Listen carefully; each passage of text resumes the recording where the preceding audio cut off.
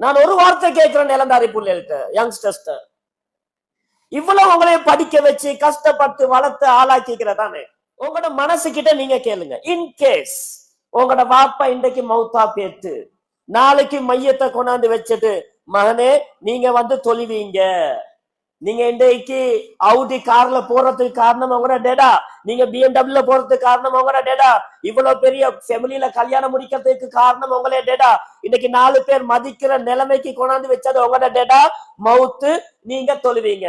ஒரே ஒரு சான்ஸ் உலகத்துல கொடுக்கப்படும். உங்களோட டேடாவை அடக்கிறதுக்கு 10 நிமிஷத்துக்கு முன்னால மகனுக்கு ஒரு சான்ஸ், தொலை வந்தவங்க எல்லாம் வச்சு ஜனாசா தொழுவிக்க நீங்க தொழுவிக்கணும். தொழுவிக்கணும் தானே? இந்த ஜனாசா தொழுகையில அல்லாஹ் ஒரு சான்ஸ் தாரான். வாழ்க்கையில ஒரே ஒரு டைம், லாஸ்ட் ஒரு சான்ஸ், ஃபர்ஸ்ட் அண்ட் லாஸ்ட். என்னது? புள்ள தக்பீரை கெட்டுவாரு, பின்ன பள்ளி நிறைய கிரௌடிக்கும் சூரத்துல் ஃபாத்தியா ஓதுவாரு, 2வதுல ஸலவாத் ஓதுவாரு, 3வதுல வாப்பக்கா வேண்டி, யா அல்லாஹ் என் வாப்பா என்ன இந்த நிலைமைக்கு கொண்டாந்து வச்சாரு, யா அல்லாஹ் அவட பாவத்தை மன்னியண்டு அந்த வாப்பா மண்ணுல இருந்து மண்ணு கீழே போறதுக்கு 10 நிமிஷத்துக்கு முந்தைய ஒரு சான்ஸ் கிடைக்குது. கிடைக்குதா இல்லையா?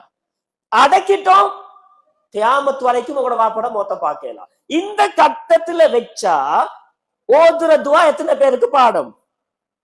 வீடியோ போட்டிக்க நினைக்கல, நான் கையை தூக்க செல்வேன். எத்தனை பிள்ளைகளுக்கு பாடம்? என்னைய வளர்த்து ஆளாக்கி இன்றைக்கு இவ்வளவு பெரிய ஸ்டாண்டர்டா ஜென்டில்மேனா கொண்டாந்து வச்ச வாப்பாக்கா வேண்டி ஓதுற துவா எத்தனை பேருக்கு பாடம்?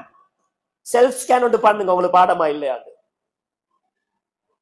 பாடம் என்றா சந்தோஷம், இல்லாட்டி எங்களே மாதிரி நன்றி கெட்டவனும் யாரும் இல்லை. இவ்வளவு வளர்த்து ஆளாக்கிற வாப்பாக்கா வேண்டி 4 வசனம் பாடமாக்கத்துக்கு நசீபு கெட்ட புள்ளைகள் என்றா நாளைக்கு எங்கட புள்ளைகளே பார்க்குமா? எத்தனை பேருக்கு பாடம்?